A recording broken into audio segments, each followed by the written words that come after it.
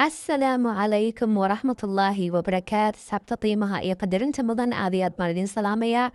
Waxaan rajeynaya inaad bashbash iyo barwaaqo ku sugan tihiin. Ilaahay subxaana watacaala ha idin xifdiyo meel baad joogtaan, allahuma aamiin. Maanta waxaa inoo wada cunto yaro kooban oo fudud maasha allah tabaaraka allah, dhadhankeeduna aad iyo aad u heer sarreeyo. Waxayna ka kooban tahay bariisan khudrad kusoo kariyey iyo orange chicken. Digaagaas maasha allah tabaaraka allah sida quruxda badan kusoo baxay.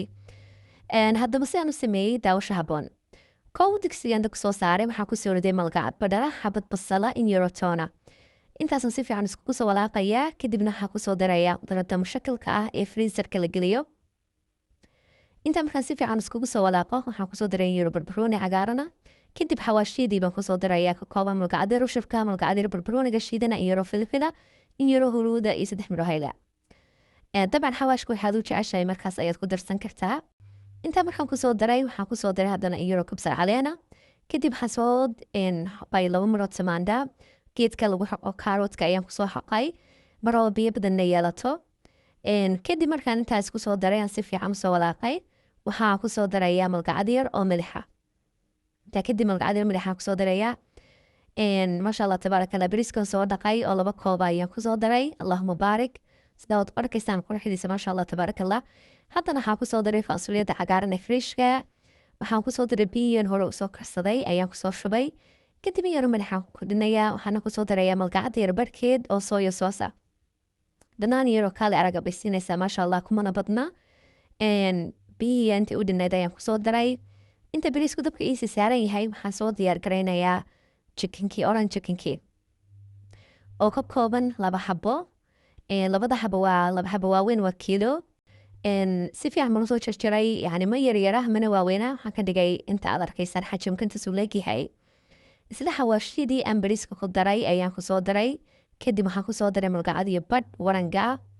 waxaan kaloo kusoo darayaa xabad beeda. intaas markaa si fiican iskugu walaaqayaa oon isku dhex gelinayaa. maasha allah si wanaagsan baan iskugu walaaqayaa. kadib digsigaan dabka soo saartay waxaan kusoo shubay saliid. digaagan kusoo ridayaa maraba digaaguna aad u bislaado. jas waxaan uga baahanaa in yaro kalar aynu qaato. saad arkaysaa hadda ma bislaha, laakiin midabkiisun bas bedelay. saasaan kusoo wada dhamaynayaa digaaga, kadibna digsigaan dib ugu soo celin doonaa digaag insha allah. waxaan kusoo daray iminka basal, in yaro toona iyo shurke. xawaashyo badan ma baahna because digaaga ayaan xawaash kusoo daray, markaa intaa yaro simbalka ayaan ku darayaa. digaaga ayaan dib ugu soo wada celinayaa, kadibna waxaan kusoo darayaa malgacad aan biir kusoo walaaqa waranga ah. digaagar maxay siisaa maasha allah kuu jilicinay. sooya soos yar baan kusoo daray, malgacad ka jaba ayaan kusoo daray. in yaro kabsaraan kusoo yaaciyey maasha allah tabaaraka allah. iminka waxayna joognaa guntii iyo gabagabadii waa bisil yahay.